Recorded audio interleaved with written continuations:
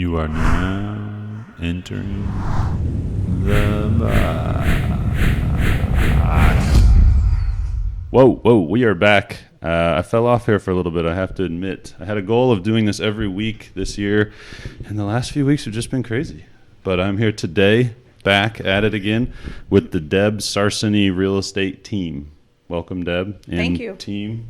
Never had this many people in here, so we got a little new situation going on. We're going to need more microphones. If everyone wants to introduce themselves, though. Sure. Deb Sarsany with the Real Estate Group. Sarah Disney. Kim Elliott. Go ahead. You guys can yell back there. Who we got next? Andy Banus. Ashley May. Amber Wright. Jamie Holt. Kara Smith. So we got a full crew in here. Yeah. What are you gonna do with all the women? women? If you need to sell something, this is I guess the crew to do it here. We got a full squad. Right. We do. All right, so real estate. Deb here just actually helped me with the new building next door. I know. Which was an interesting situation there. It was, but we got through it. Yeah. Dealing with a national company, some new headaches, but everything worked out. So appreciate that. I'm excited to get in there. I guess let's just start out. Let's just start with you. How did you get into real estate? Like, how long you been doing this, and how did you get into it? Wow, I've been doing this over 20 plus years, and I started in little old Topeka, Kansas. Topeka. Yeah, with a mom and pop company called Kirk and Cobb, and it was just, I was a young mother and needed something to do, and I had a realtor friend who just kept telling me, I think you'd be really good at this, you should give it a try. So I fell into that in that direction, and then we moved a lot with it, and so I also worked at Ebby Halliday in Were you moving Dallas. with your job, or no, with my husband? Okay. Yeah, he would get 2 to 3 year gigs here and there, so that's why it was also hard to kind of put down roots and to build a business for me. Yeah. But I did what I could, and then we went to Dallas and then to St. Louis, and I kind of laid off a little bit until my kids got to an age where I could trust them at home by themselves, and because my husband traveled so much, and then came to Springfield and decided it was time to go all in. Yeah. Jeez, all over the place. Yeah, I mean, definitely in real estate, I feel like you got to build up your clientele and build up your referrals. Exactly. And jumping around probably was tough to get going. How about you?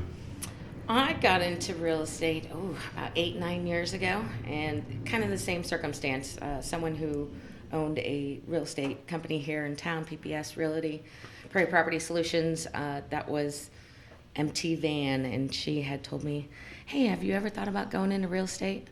And the best move I ever made. Nice. Absolutely something that you love, and if you love what you do, it's really not work. Yeah, I'll attest to that. Although some days it feels a little more like work these days, but for me. How about you? Okay, my story's a little bit different. 23 years ago, we were selling our house by owner, and I wanted to know how to do it. Yeah. And I wasn't going to hire any stinking realtors. I knew how to do everything. So I took the class, and guess what I learned? Nothing. I did not learn how to sell a house, but I went ahead and I took the final exams and all of that stuff, and I passed, and I got my license, and I was interviewing with Julie Davis when Julie Davis had her shop here, and was walking out, and a friend of mine from high school was walking in, and he's like, if you're going to get into real estate, you're going to come to work with me. So I started working at RE/MAX on kind of a part-time basis, because I was actually working for my father at the time, going to take over his company, and never thought I was going to do it full-time, but I actually loved it way more than working for my dad. Yeah. So yeah, family business. So anyway, I was at RE/MAX for 15 years, and then popped over to the real estate group, was there for a couple of years, and then joined forces with Deb, and the rest is history. I feel like it seems like there used to be a lot more like real estate companies, and they've really in the last few years kind of narrowed down to like RE/MAX, Real Estate Group, you know what I mean? Then Keller Williams. I feel like you don't really see many other ones besides that these days. Yeah, it's a tough business, and you have to have the right mix of people to run those offices and make those agents feel very secure and happy, Yeah. because it is a business that it's easy to hop from one office to the other, because one office is constantly always trying to offer you something better to come. So when you find that right fit, then you stay. Yeah, and it seems like the real estate group has definitely had a lot of stayed on top of like technology and stuff, I guess you could say. You know, because I know like there's stuff that like sends out texts or like those alert programs when you just plug in what you're looking for and all that type of stuff. How does that, is that stuff that they just implement, or do you? Well, the real estate group is is definitely a different office in Springfield. We are not a franchise. So Yeah. Keller Williams, Century 21, Remax, they are all franchise offices that okay. follow kind of the franchise rules and guidelines. The real estate group is owned by brokers who sell for the real estate group. So we currently have about 33 partner shareholders in the company. Okay. So because of that, we also take a really good vested interest in people who join us and come on. So we can kind of set our own rules as far as education and what we want to do, and we do see that need, and we do try to meet that. Okay. Have you guys ever figured out like what your combined years of experience is here? We did at one time, weren't we 28 plus or something? Oh, we're way more. Yeah. than that. Way That's more you than and that. me. Yeah. That's you and Yeah. me alone, Deb. Yeah. Everybody else? Because you said you were 20 by yourself. Right. Oh, you mean adding all I mean of them? total together? years Oh, of gosh. experience.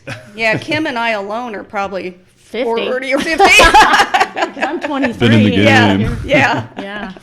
No, how when did you start like bring on like a first team? How does the team thing even work in real estate? I guess I don't even know how that.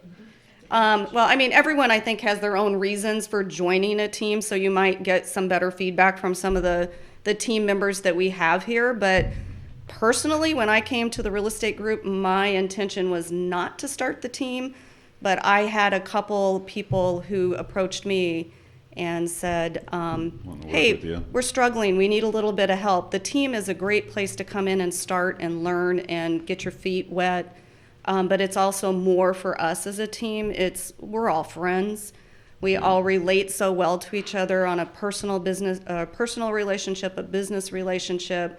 I can imagine having each other at least lets you guys maybe take a little vacation every Absolutely, once in a while. yeah. Instead of Yeah, that's a big part of it. But the team concept has really grown. I would say, what do you think, lady? Last 10 years? 5 years, I'd say. Yeah. Really, it's taken off. Yeah. When I first joined a team, they were unheard of. I was a buyer's agent, and that was not even heard of Yeah. at the time, in Springfield at least. And so that was very interesting how it evolved over time, but I was one of the pioneers of that too. Yeah. So kind of crazy. But for me personally, it was, besides the camaraderie of it, it's the admin. Because if you're doing this on your own, the paperwork So you guys can like split costs of crazy. like in general admin job or something. Is that Well, what you mean? Or? the team member, that's the part of being the team, is I take on the cost of that Yeah. for the team, and then we reconcile in Right. different ways. So that works. Actually, Sarah is the head admin Oh, for okay. this I'm entire the one team. you There sent the you go. emails to. Nice. We Yeah. we could not do it without her. Yeah. So it's kind of like almost like it's kind of like almost like a real estate company within a real estate company. In a Exactly. way, Yeah, definitely. That's interesting. Yeah. Yeah, because like you said, they're just more recently around. But my dad was in real estate for a long time. He worked for Diamond Shamrock down in Texas, and but he would when they hired a new employee, he would work with them to sell their home wherever they lived, and then I think that the company would buy the home from the employee they were hiring. Relo. Yeah, and then he would sell it for the company, and I think he would help them also get a home like in the new area or something. I think that was when he was with Diamond Shamrock he did that. But yeah, it was kind of a weird thing. So he always had it was always kind of interesting hearing some of his stories, real estate stories. Well, we do that too. So each of Horseman, the hospitals here in Springfield also have relocation agents that they work with, and Jamie works very close with people from Springfield Clinic. I've worked a lot with Horseman. We have Kim. I think you've worked with some relocation for the railroad, I've worked even. with the railroad. So yeah. So there are that. It's not like it's a specialty, but it's something that you know a lot about, and you're able to do that, because that's like a whole different animal as well, with different rules and things that you have to know when you do relocation. A lot more paperwork. Yeah, definitely. Because also, like, I mean, I'm pretty sure about this, but your license is good in Illinois, right? You have to get licensed in any state you want to actually work in. Okay. What's the process like these days? I mean, you got to do recurring education, right? Don't they have like recurring hours and stuff like that? We do. Continuing ed. You know who needs to talk about the whole process? That's Kara. Kara is our newest member. She just got done doing it. Come on over, Kara. Take over for me. Actually, Kara just got her first deal this week. Yeah. Her first deal. That'd be exciting. And she's a newbie who just went through the entire process of getting her license and coming on. How? What was your lead here to get into the real estate game? I actually worked with Deb selling a lot of my houses, and I felt like she was kind of like she made the process so smooth, and she's kind of, I say, the Secrets resort of real estate, which is a luxury resort, and they take care of every little detail. There you go. So, yep. So I wanted to learn from the best, and these group of women are a lot of people the to top learn dogs. from here. Yep. Yeah. So how was the process for you? Was it hard, or is it? I actually did it going into the pandemic, so I had plenty of time to do it. It was a little difficult, but I had them helping me. Backing you up. Yep, backing me up, supporting me, cheering me on. Has it, I assume the whole, like, we're talking about the team situation. I assume having that team being new to the game has been a big help. Yes, they do send messages at like 6 o'clock in the morning, and I'm getting used to that right now, to about midnight. So I'm getting used to that whole thing. I know with our customers, I'm like, so I kind of treat text messaging like email. So if it's ever bothering you, just let me know. We do. We kind of bombarded poor Kara at the beginning, but we have, like I said, we're not only just business partners, we're also friends. So it may not have anything to do with business. It could have a subject you probably don't want to discuss on here, but it could be. But I'm going to jump off too and let Andy come on, because Andy was kind of anti-team when she came to us, and I think she's had a whole new spectrum on how the team things work. So I'm going to let her jump on. Let's do it. They'll swap out here. This is interesting. A first time for everything. Yeah. It's teamwork. Makes the dream work. Hi. So how long have you been in real estate? Just over 2 years. Okay. I started out on my own in a new city, in a new career, because I'm not from Springfield. Oh, okay. So where are you from? Well, all over. Oh, I recently came from Germany. Oh, wow. But grew up in Granite City. Nice. Lived in Logan County for a long time. Okay. But my husband lived here forever, and that's why we chose to come here and put down roots, retired military. And then he got sent back overseas. Oh, so geez. I was here on my own 100%. tough. So it was an interesting first start. How do I say this delicately? I didn't want to be on a team. I wanted to put myself out there. I wanted to do this on my own. I had this thing I wanted to accomplish on my own. And Deb approached me, and out of respect for her, because I have a ton of respect for her, I met with her, and I'm like, I'll probably get a free drink out of it. So little did I know how many drinks I would get out of that. But no, it's been a great experience, and especially in a market like this, which is super insane from my understanding. You know, two and a half years into it. I don't have a ton of experience, but it's crazy. I mean, we're on call. I don't want to be the reason one of my buyers doesn't get a house, so I will drop everything. Stuff's selling so fast. You gotta be ready so to it's go. nice to have their support, because if I'm heading to St. Louis to see my son play baseball, I don't want to have to turn around on the highway. So one of them will jump in and help out, and it's just really great. I highly recommend it. Not So- all teams are built the same, though. I will say that. Yeah, got to find the right fit with any team, And I think it's the same way, we're trying to hire people right now, and anytime I interview someone, I just really go off the vibe. I just hired someone the other day, and I was just kind of talking to him for a minute, and then I was just like, "You a good person? You work hard?" I was like, "You like what you do?" You know what I mean? I was like, "You don't lie, you don't do anything crazy, right?" They're like, "No." I'm like, "All right, I'll give you a shot." You know what I mean? I'm pretty straightforward and I'm open to giving people chances as long as I get a good vibe from them. Yeah. So you help a lot with the admin. You said, are you also a licensed realtor though? Yes. But you just focus more on that side of things, or? I like the admin side a lot.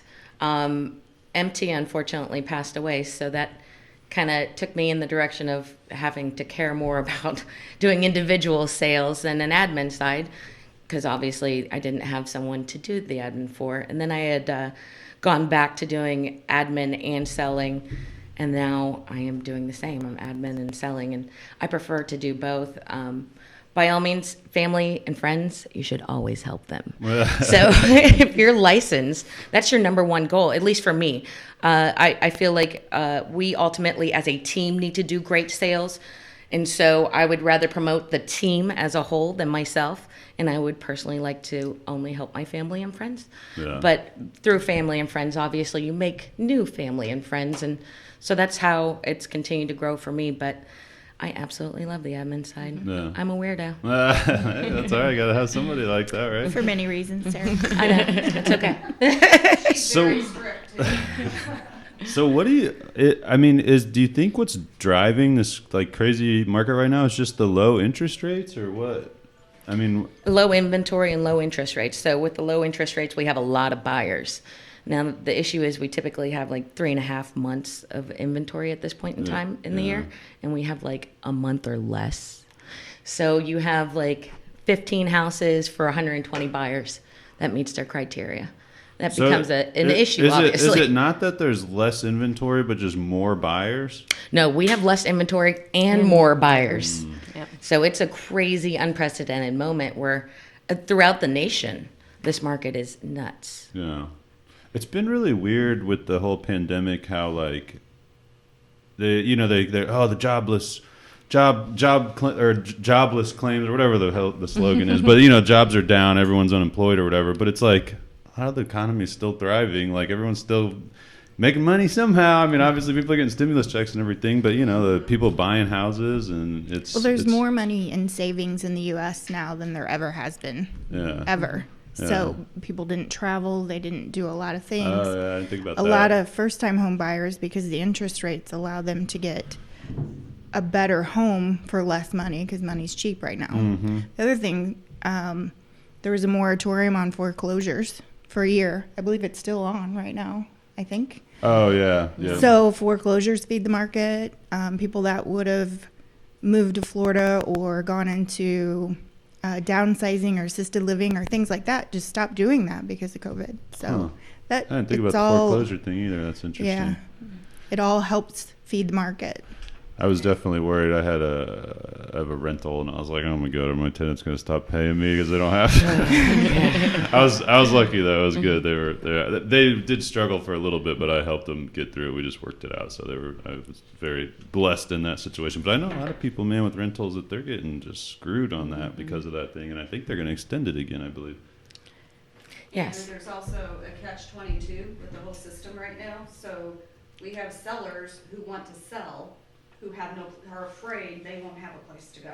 To find the house they Yes. want. Yeah. Which my wife's aunt is actually like that right now. Like they want to downsize. They have a giant, beautiful house out in the woods, right on. Yeah, right. Well, it's right on the Sangamon River, but they just don't have. They can't find anything that they want. So If they want to downsize to condos, I can help them. Yeah, they don't want that. They want to. I mean, they're used to. They got a nice house, a pretty nice place, but it's right on the Sangamon River. It's really cool. I like it. But there's just nothing out there for them that would meet their needs. We're having to be really creative. Not really creative, but it's harder to get inventory knocking on doors. If I have a buyer, they want in a very specific area, a very certain kind of home. I'm not afraid to knock on doors. I was gonna say, or are sit you allowed to do that? Just like, hey, my buyer likes your house. What do we want to do here? until they tell me to leave. Exactly. You got to try. Yeah, handwritten notes, whatever it takes. Huh, that's interesting. Yeah. Do we have any good stories? Any creative, weird sales situations? They do. I'm learning them as I'm going. Well, some we can't tell. We'll let Deb tell one. I always love a good story. The first house I ever showed was downtown Springfield, and there was a naked squatter with a pit bull. Perfect. That jumped on me. I thought my face was gone.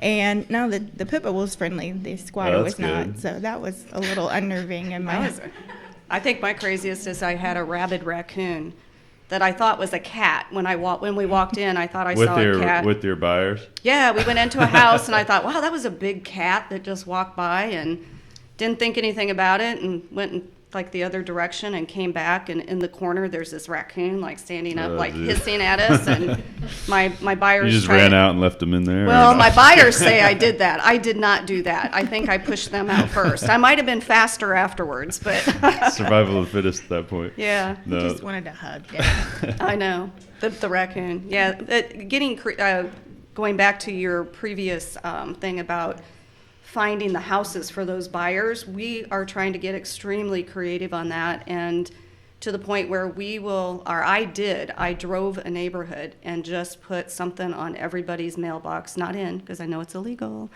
and just basically saying, we have a buyer, do you want to sell? And it worked. Yeah. I actually did have someone call me and say, because they wanted that specific neighborhood. well, they're like, we don't want to list, but if you've got a buyer, we'll show our house. That way we don't have to list and not have somewhere to go. The buyer loved the house, and the seller was ready to go. So it was a win-win for both of them. Yeah. Yeah. Huh. You got to Man, think of what a creative weird ways. challenge. Yeah, it's like running out of product or whatever, you know what I mean, for basically. Yeah, interesting. How many houses do you think you've sold over your career? Oh, gosh.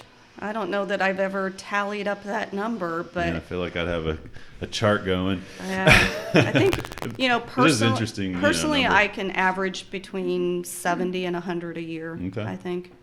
What do you guys got a guesstimate on total sales? What'd you do like last year?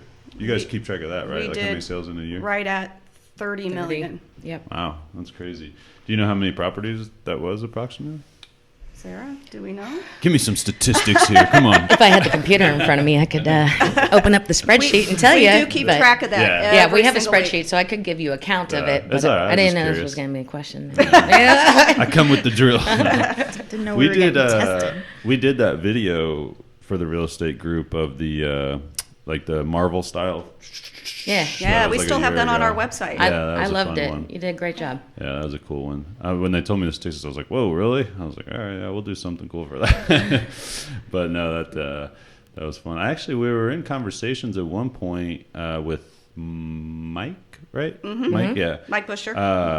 About doing, like, setting up like a regular thing where I don't know. We were trying to figure out how to make it work, but basically, like, we would be a resource, and like 2 different realtors a month would be able to use us for like a video.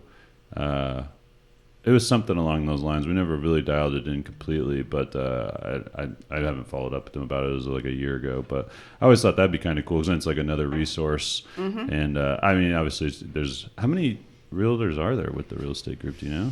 Now we just brought on quite a few new realtors, so I don't know. I would be guessing 170? something like that. Yeah, pretty close. We are the biggest real estate company in Springfield. Yeah, it's and crazy. we are the highest producing company as Yeah. well. Does so? Do you all use like office space there at the building, or how? Do you guys have office space, or do you just meet there? There is office space there available if we want to just pop in and do something quickly because we're running by. There are a lot of agents who have offices at the actual real estate group. I've always been a home office type person, and because we are all moms or spouses and things, it just keeps it kind of more in one place for us. Yeah. I don't want to have to jump up and go somewhere at 8 o'clock at night to pick up a file. Yeah, for so sure. home office, we were doing that long before the pandemic, and it just works for us. Yeah. And if at one point it ever didn't work, we'd pivot. We could Yeah. make the change. There would be space there But it for is us. okay. That's what I was curious. Is it like, so? It's like a shared kind of space situation sometimes, like in some of the. There is some shared space, but most agents have their own individual offices. Okay. They lock at Okay. midnight or whenever they leave. Yeah. Yeah, I know that feeling because I used to live 5 minutes from here, and now I'm all the way out in Sherman. So it's like it's not easy to just run into the studio We to could do carpool. something. You know. I'm a Shermanite. Are you? Nice. Yeah. How long have you been in Sherman? 2.5 years. Nice. We just moved out there. We like it so far. Yeah. A lot of parks, and they're building that Splash pad. splash pad and the bike path. Yep, very I'm exciting. surprised there's not more development going on out there as far as houses. Maybe I'm just not seeing it, but everyone. You seems got to like, get the farmers to sell that farmland. Yes, There's yes. just nowhere. It's like Chatham, and Rochester. Once you get out to a certain point, you hit the cornfields, and if the farmers aren't willing to sell the land, then you don't have any additional places to expand. Yeah. What's So the it makes most our- desirable? Like, what's your highest requested area? Chatham. Chatham. Chatham Right now. and Sherman. Yeah. I maybe because I live there, but I get calls all the time. In Rochester. Yeah, Yeah. most people come in after school districts. School districts rank the highest on their list of what they have to have, and then Yeah. we kind of narrow it down. Okay, if we can get you Chatham School District, then is there a specific subdivision within Chatham that you want? Is there a specific style of home? Is there, do you need to be close to this or that? And some people who come in are held hostage by their job, so if they have to be in the city of Springfield or they have to be in the city of Rochester. Yeah, because don't they have, like, if you work for the city or something, they have some weird rules around that now. They do. Understandable, I guess, but yeah, I think that was weird when we were starting to look for houses a while ago. We were just kind of casually looking, not really planning on moving. But it was weird having kids now, having to think about that. All right, I guess we got to think about the school district, damn it. Yeah. Or it's just like, all right, let's just find a nice house that works for us. We actually lucked out, though, because my wife's uncle was selling his house. I was decided to sell, and we just bought from him. And he said that he had like 3 or 4 other people tell him that they'd buy it, like after he'd already told us that we could. So Yeah. I was like, oh, we got pretty lucky there. I didn't think about it at the time, but I love it out there so far. It's Yeah, most been nice. houses are getting lots of backup offers How much are you getting like over asking with the low inventory and It's everything? it's challenging, but here's the challenge with that. And Jamie, she just stepped out. I would say she's actually working right now on her phone because a property that she sold over asking price, just under appraised. So the sellers are, realize that it's a really strong market out there, and the buyers are very competitive, so they're willing to pay above and beyond. But at the end of the day, it's the appraiser that has the final say. So, we can say, hey, Mr. Seller, we'd be happy to list it for a little bit higher, and yes, we can take an offer, but this may not appraise. And if it doesn't appraise, here's the scenario that you might have to They play don't have into. the cash to pay the difference. Exactly. Yeah. Well, and a lot of, we have things called an escalation clause that we'll put in that says, hey, if you get an offer that's comparable to what we're putting in, we're willing to beat it by this much up to. Yeah. But even on those now, we're having people come in and say, and guess what?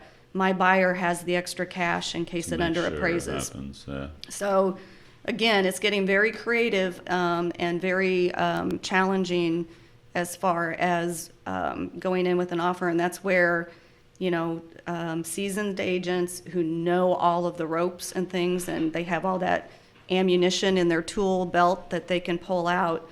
We presented an escalation clause. I think Amber actually presented an escalation clause to an agent who had no idea what that was. Mm-hmm. So again, it's the benefits of the real estate group. We educate our agents to let them know, hey, this is available to you. You should use that as the team. We sit down, we meet twice a month. We go over different scenarios, different situations, different forms or something that would come up. So we as a team also try to make sure that we all know what's going on within. And it is challenging because not only, well, going back to the office, a lot of people don't have offices now, or I should say offices in brick and mortar buildings and are at home, because I will bet when you started looking for a house, the first place you started was on your phone or the internet. Yeah. Yeah, and it used to be people would pick up the Sunday paper, or they look at magazines, or they had to reach out to you at an office. I don't know, Kim, you probably remember years ago when they would have an agent that would sit at the front all day long, and you'd take turns because you knew people would walk in. Oh, just walk in. And you don't get that anymore. It's called Florida. Floor, yeah. And by the time, What did you most say it was called? floor duty. Floor duty. Yeah. We're on floor duty today. Floor duty's going away. I think open houses are going to be a thing of the past. It's very archaic. We never liked doing them. They were not safe. But first of all, why would you want strangers in your home? They can look at your home on the internet. They can do virtual tours. That's kind of going away. They can have a private showing where we can actually watch the people who Yeah. go through the house. Yeah. And again, 1% of houses, that's all. 1% of houses sell at an open house. Yeah, it helps us Open get houses, buyers. I always thought were kind of weird too. Yeah, it's basically for the agent to get new buyers, potential clients. But otherwise, we're not really doing any service by having it. And again, you can't watch it. Let's say always it's a for- busy open house. You can't watch all 20 people at all And that's times, the you know? thing, too. Like I know, like when in our old neighborhood, when I would see someone like, "Hey, you want to go check out that house down the street?" Even though Right. we're not looking, Right. just go. Half look of them at are it. neighbors. It doesn't happen. So we don't need that building for people to walk into. And buyers and sellers, especially buyers, are so educated now by the time they come to us. We used to have that opportunity to have a really good conversation with someone, like, okay, this is what you need to do, this is where you need to go, this is what the house is about, or the house buying process. Now they come and they're like, here's my pre-approval letter, I'm already pre-approved, I know this, I've researched the seller on the internet, I know they're getting a divorce, I know that he lives down the street, I know what they paid for it, everything is out there. There's a lot of By information now out it's like there they for come sure. to us and basically say, this is what I'm going to offer, and it's done. Yeah.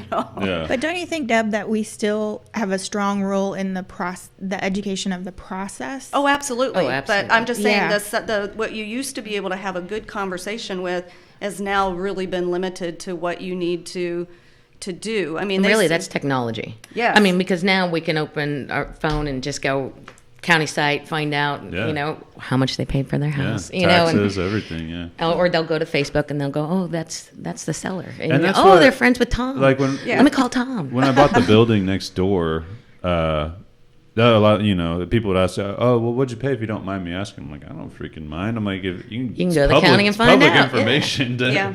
But before I knew that, I always felt weird asking that question to somebody too, like, "Oh, what'd you pay for this place?" But now it's like nobody should feel weird about it if it's public information. It will be very soon. Everything is Yeah. on there. Yeah. How far away? So this I thought of a long time ago when they first came out with 360 when we were doing the VR and stuff. Do you think it'll ever get to a point where you just you bring your buyers in, you just put a headset on them, and you could walk them through 20 houses just sitting there in VR? I thought about that the other day. So for Because you have, my they do spouse's the- birthday, they do the I got a VR walkthroughs thing, with the yeah. phone. And I put on the Quest 2, and it was like you were crazy. in the building. Yeah. And I Try thought to playing a myself, zombie game on one of this those. is it. This is going to be the future right here, you know? Smell-o-vision. Yeah. That's true. You'll never know if they had a cat, man. Yeah. You'll never know. You won't know if they or smoke. if they smoke something. Yeah. Yes. Good point, Kim. Yeah. Smell. But I would think you have to have for- scratch and sniff. For out-of-state that's buyers, true. this I would be a think great about thing, that. though. Like, let's say we've got someone coming in from New York, and they They're need like, to "All right, look just at the go houses. sniff that house for me. This one looks good." Yeah. Yeah, exactly. Let me Exactly. Just get the sniff check. Yeah, clause Just go in and on make there. sure it doesn't smell. Kara's going in just a little bit to take pictures for an out-of-town client. So yeah, they'll say, "Can you smell that for me too?"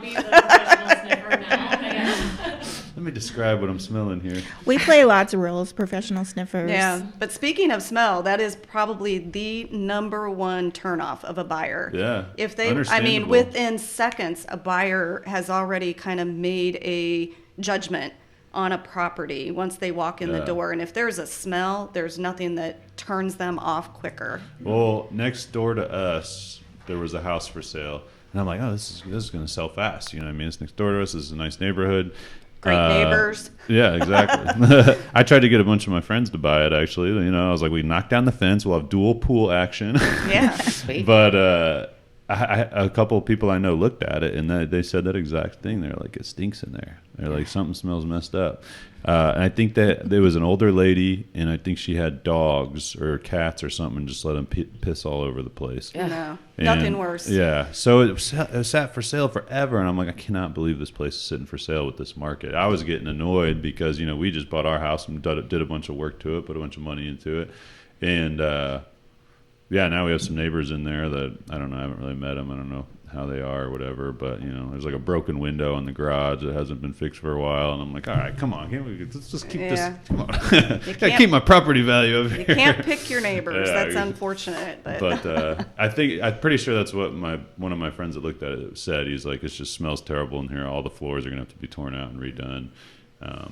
But some people just don't take our advice and direction when we meet with them, because we recognize that. And there's a lot of houses I've walked into that aren't ready to show, that should never have been listed until A, B, C, and D are done. And as a team, we're pretty darn good. And sometimes if I have a house or someone on the team, I'm like, come look at this. Will you come put another set of eyes on this and see what it's going, you know, if we're going to have issues. And some agents are just so anxious to list that house that I think they do the seller a disservice by not being more strict. And if there's anything, most of us here we're very honest, and we will tell you exactly what we think. And I think that's the way we should be. That's why they're hiring us, to give them our personal and professional opinion on what they need to do. And to be honest with you, more times than not,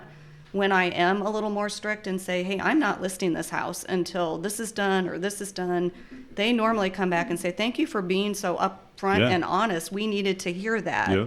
And we do the same thing. I mean, like, you know, I had a customer that had stopped our services or whatever, our monthly services. And he tried a couple other avenues.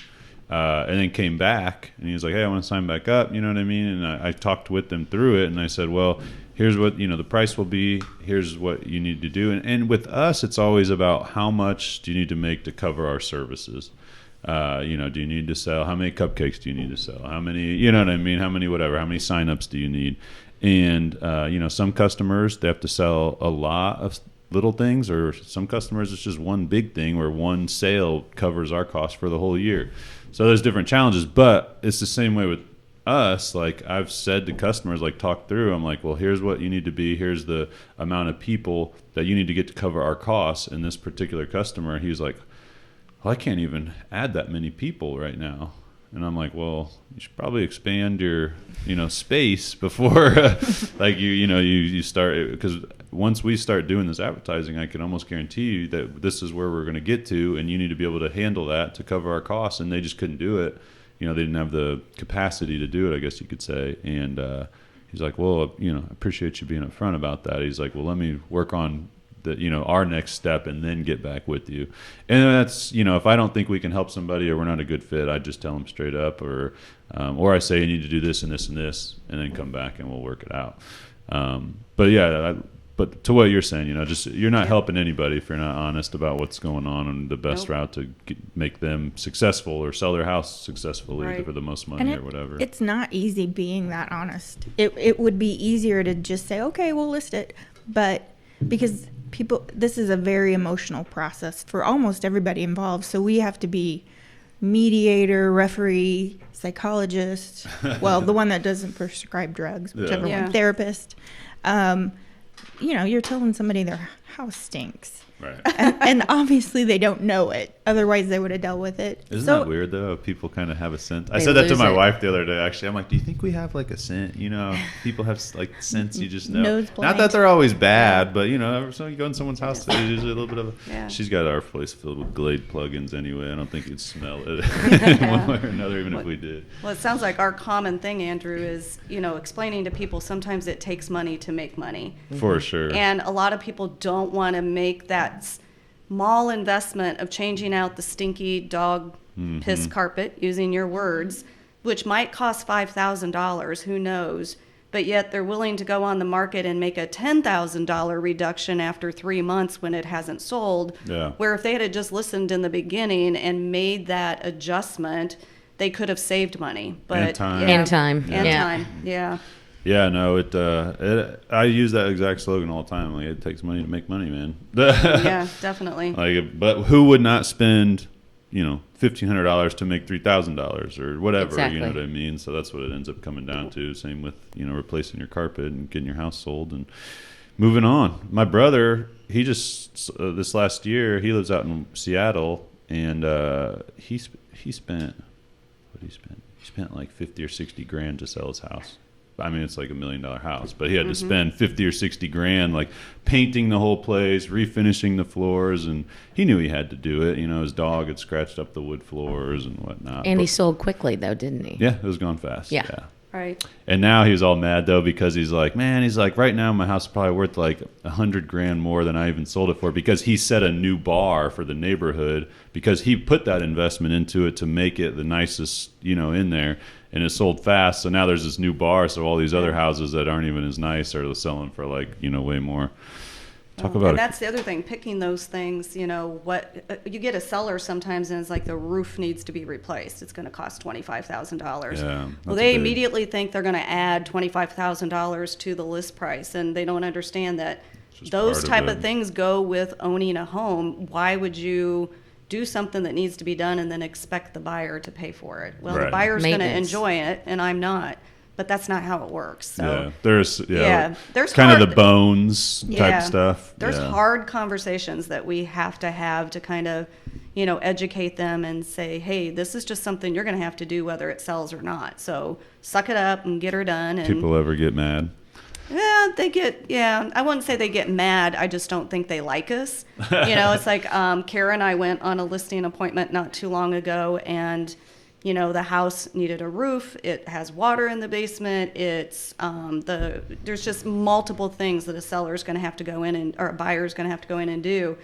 And they The obviously kitchen, all the Everything. bathrooms. Everything And by needed- water in the basement, it was standing water. Yes. Oh yeah. So we gave them our spiel and said this is what we would probably list it for, because in this neighborhood, if this were completely updated, this is what it would sell for. You got to give the buyer time, room, and money to come in and make those adjustments. And never heard back from them. And then I saw that it was listed for like $30,000 more than what we had suggested. And guess what? If something doesn't sell right now, within 2 to 3 days, there's a reason, and Right. it's still on the market. So, And it will be. and it will be right.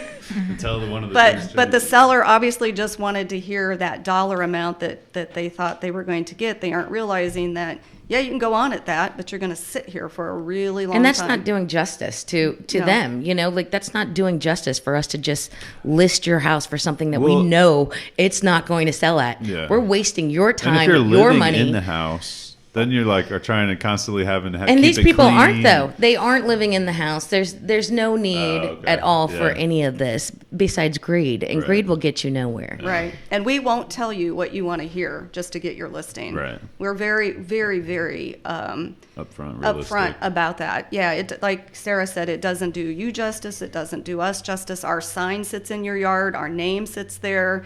The neighbors drive by all the time and say, Everybody's yeah, spending money. We're spending money. The owners are spending money. Yeah. you And know. our reputation. Yeah, definitely. If we overprice something, it looks like we don't know what we're doing. Amen. No. Well, I know my previous house I had to, or I didn't have to, but I did make the choice to do for sale by owner.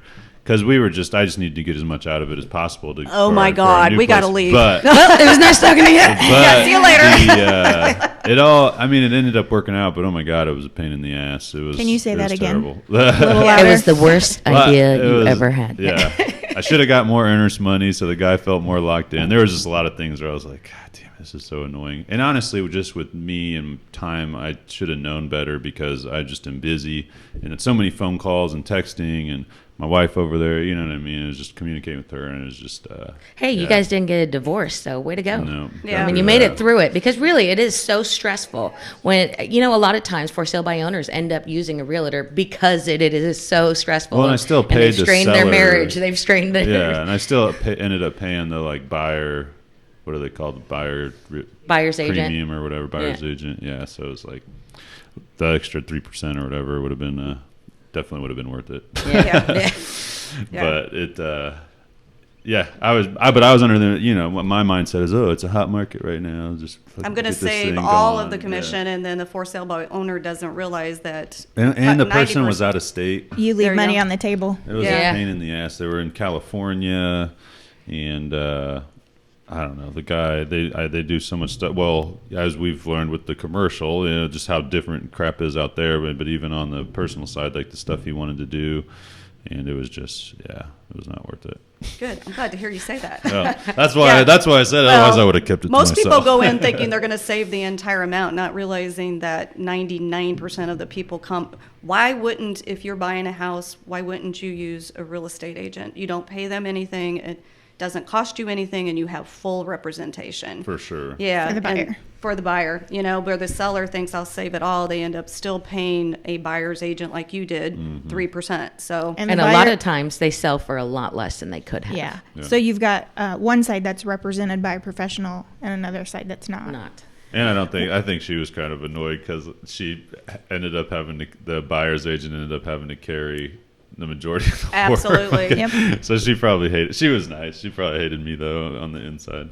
I think we're one of the few professions where you have to be licensed and go through all these classes and continuing education all the time, but people can still do it without it for themselves. Oh, I see what you're saying. So Yeah, you can't, interesting you can't go practice law by yourself. Yeah. You can't do your own dental work by yourself. Well, you could. Well, you could.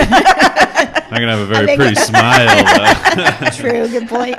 What's that you got glued to your I mean, just like to the point though, you can't practice law. You can represent yourself in court. Would you? Mm-hmm. Would you want to? Yeah. Or would you want to pay someone who actually knows the laws, Yeah. And honestly, if didn't have the buyer's agent who set up the contract and everything, it would have been, you wouldn't have that peace of mind that it was all right. I'd have been like, I found this on the internet. Here we go. Yeah. Everything looks good to you, right? No, if I went back, I would just, because then you're communicating with people, showing it, and just the time, everything. Geez, the only thing that did work out for us is since it was during the pandemic, my wife was forced to stay off work, so she was always able to clean the house right before someone came and looked at it. Mm-hmm. So that worked out a little bit, but it was also weird that time to be letting people in your house, strangers. With everything going on. And then you have to hear what they think about it, which is.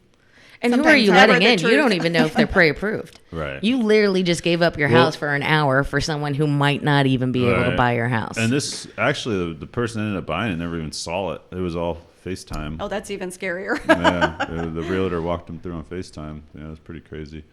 What's is there anything we need to get out there? Any kind of news? Anything special? Just need to get some inventory. We need some inventory. We've even thought of starting to put for sale signs by dumpsters and potholes because we just need something so desperately. I'm teasing, but we are getting more and more houses hitting the market than there was previously. I think as the pandemic is kind of lifting a little bit and people are feeling a little bit more comfortable knowing that something might be out there. If you want us to, you couldn't work with a better team as far as putting in 160% effort to find you something. We're all out there looking for our buyers every day. We're sending out emails. We are chatting with each other, looking to see what's coming.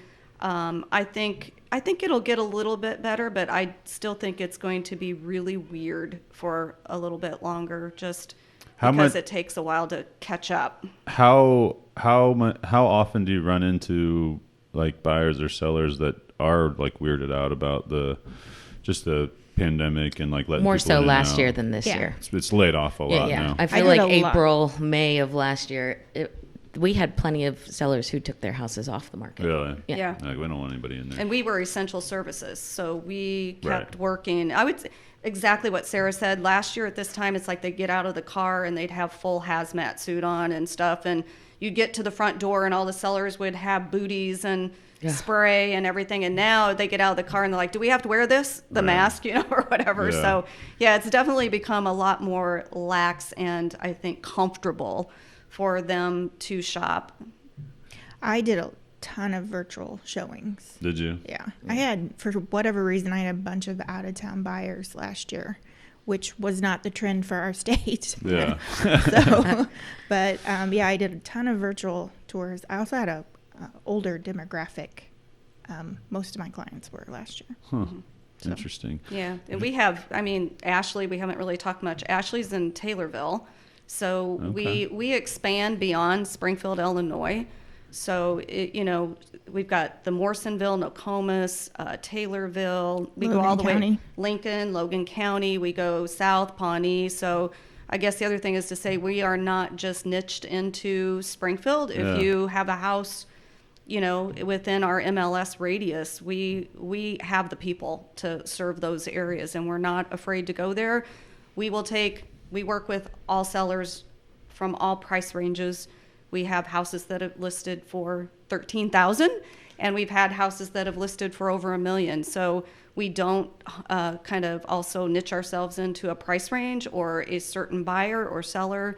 So, between all of us on this team, we've got the fit for who's ever looking to sell or buy. Yeah, we've done plenty of commercial. We've done agriculture. Hunting land. Mm-hmm. My favorite is driving 2.5 hours south so you can close a hunting land deal. While you're down there, you got to stop and eat and everything. I actually have a couple auctioneer clients who would do a lot of land like videos for, because I'm a licensed drone pilot, so they would come out and do videos of the hunting land and stuff. Mm-hmm. So those are always kind of neat. That's the best way to see the land, really. Yeah. Otherwise you're on the four-wheelers and whatnot, driving Which through it, but you're not. Way, but right. That sounds terrible. Well, when you go back, you definitely have to check for ticks, but we've had to check for fleas too. When you ask about weird things in houses, I want to put another little pick in there for Kim. Kim also has a little side business called Home Quarters. So if there's any of our people who like to winter in Florida or who just take extended vacations and stuff, and they need somebody to come and watch their house, Kim does that. She waters your plants, she flushes your toilets, she makes sure that the pipes aren't broken, and starts your car. She does it. So that's a great service, especially after this winter when we had those sub-zero temperatures and people's pipes were breaking all the time. For sure. Yeah, so if if anyone needs that type of help, we have that side service. We help Kim if she needs us, but that's her gig. We don't really get involved with it. Yeah, that's her baby. So I just wanted to kind of put that out there because that's a service that most other real estate teams and agents don't offer that is unique, that is very helpful. Yeah, that's awesome. Good idea. She doesn't like cats and dogs, but she will do them if necessary. Not do them, take care of them. Yeah, we thought Kim was going to be the first to get bleeped. Well, we'll take that right out. Bleep, bleep. Wow. Hide your cats, hide your dogs. Kim's coming over. Kim's coming over. That's funny. All right. Well, it's been great having everybody on here. A little switch off. Yeah. Than's for letting us come out. This Definitely. has been a fun experience for us. So anybody out there that they need some inventory, looking to buy or sell, they're here for you. We are. Strong team over here. A lot of them. We're filling the studio up. We're at max capacity. Anything else? Anything else we should hit on? Share? Am I missing anything? Jamie? I didn't anybody? ask my question I'm supposed to ask. Well, at the for our beginning of the past thing. clients, we do have our customer appreciation party coming up, and we're going to Right. start sending out those invitations. So for our past clients, Perfect. the fun is coming. And our VIPs. Yeah, VIPs, recent people who refer us a lot or have bought from us, we will be sending you an invitation Yeah, referrals are the biggest form of flattery. Amen. and reviews. And reviews, yes. Definitely. Yes. Yeah, I know pretty Literally much all of our customers is all referral. Like we've never like gone out and sold, you know. So yeah, no, for sure. I can understand that. Awesome. Well, I look forward to the VIP party Wait, in, what was the in question you Hawaii. didn't The question. I usually, you know, if it's a small business owner, I'm like, hardest part of being a small business owner at the top, at the beginning, and I save it for the end. I always forget. Ryan over here didn't check me. No, but I mean, you guys are all small business owners, you know, in a way. You're you know, own bosses and everything. What would be your feedback on this? Hardest part. Hardest part is not knowing when your next paycheck is coming. And that, I don't know if you know this or not, but real estate is extremely expensive to just work in real estate, in addition to not knowing when your next paycheck is coming. So like a lot of people who know, you know, at 5 o'clock on a Friday, that paycheck is in their mail slot. We aren't like that. We have to work hard for every single penny that we get. And many times we work hard and what we think is going to come falls apart. So I would say the unknown and not having a guaranteed paycheck is difficult. You guys may. Yeah. You have to plan. You have to plan, and if you ever want to get into this business, Don't go blow It takes all money your money first. from your big sale. Well, I mean, there's no way. I mean, the first year, it's going to be a hard year for you. You're going to spend most likely the same, if not more, than what you make that first year. Amen. Yeah. For any business though, small business, you know. I mean, I know I didn't pay myself for like 3 years, anything really. Right. But you made it work. That's the thing. If you like what you do, again, you're willing to take the time to invest in having a career that you absolutely love. For sure. Yeah. And at one point, I got offered a job. Literally, the first year I started, somebody offered me a job for like $75,000 plus benefits. And That was hard for you. Think about that. That's a lot of money here. Well, in there's Springfield. the other thing too. As individual contractors, we do not have benefits. I mean, we have to, unless we have a spouse or you know someone who brings that in for us. And that's a hard thing to figure out. It's very hard to figure out. That's And- why it Expensive took me too so long nowadays. to get in the business. I was a single parent for 16 years, so I was not brave enough to jump off. I needed a safety net, so. yeah. Yeah, and a lot of people, I mean, it's like that for sure. I know with us, when I ended up figuring out, like, being able to offer health insurance through the business, it's crazy the difference. Like, it's way cheaper than going on the marketplace. It's way better coverage. I'm just like, geez, everybody's just getting reamed out there. Because I was at this weird place where I didn't get any help from the marketplace, but it wasn't like I was making enough money to where I'm like, screw it, that money doesn't matter, just pay for health insurance. So I'm like at this balance, and it's like we tough. were getting. I mean, it was going to be like, it was me at the time. It was me, my wife, and one kid. It was going to be like $1,300 a month for like terrible health insurance. Shoot, it was that much just for me by Yeah. myself at one point. Yeah. It's hard decisions for individual Well, even contractors. through companies, though. I mean, if you have certain plans, you know, we went to the accountant yesterday, and I was looking at the number as I handed it over. $17,000 is what we spent for insurance It's last crazy. year. Yeah, and you're not even a bigger thing. Yeah. Yeah, I think small business too. You know, everybody who's come onto my team and I've had those conversations with, I've tried to be very honest and say, don't expect to just jump in and start making money and making sales. But I've always said, have a stop loss program or some type of thing in there. It's like, hey, this is my goal, and if I can't do this by this certain amount of time, or I've also said, don't ever continue to do something that affects your family or income on your family. And if it doesn't matter how much you love it, if you're not making money at it and you're going into debt with your family, then you have to make that hard decision Right. to get out. And some people, I know there's people in real estate that work it just to pay their bills. They probably don't make anything, but they just can't give it up. So Yeah. It's addictive yeah. if you like to win. I know, like what I was doing, I would always, you know, for those first few years, I would always, it was always on the side doing stuff. You know, I was going out to garage sales, buying stuff, selling it online, and I, you know, make pretty good money doing it. But again, it's like I didn't have kids at the time, so I could do that. But with kids and everything, it's like, you know, you got to spend time with your family too. Right. So Yeah. it's All your hard. changes, yeah, you know. for sure. Yeah.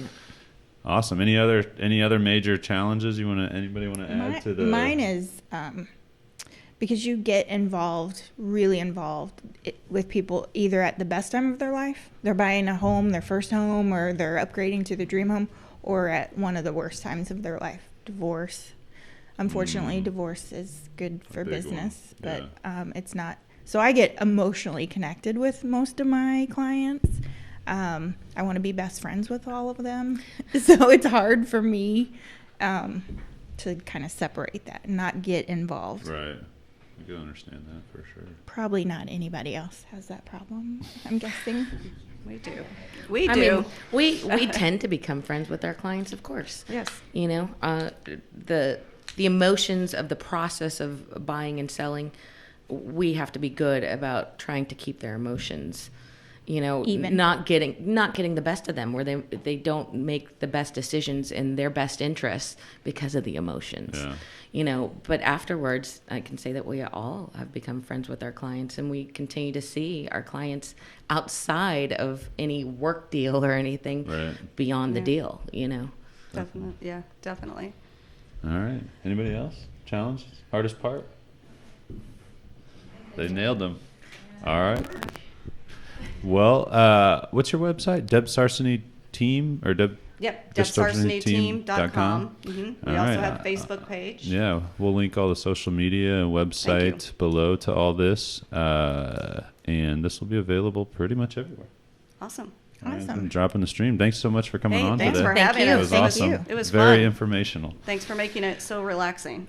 always a conversation. All right, thanks for joining us, everybody. We will try to get back to our regular weekly. We got some people lined up. It's just we've been swamped lately with the new building and some new customers coming on, stuff like that. So unfortunately, this went to the wayside. But we will be back, and I am going to try to make up for the weeks because I have a goal and I want to hit that goal. Until next time, thank you for listening and watching.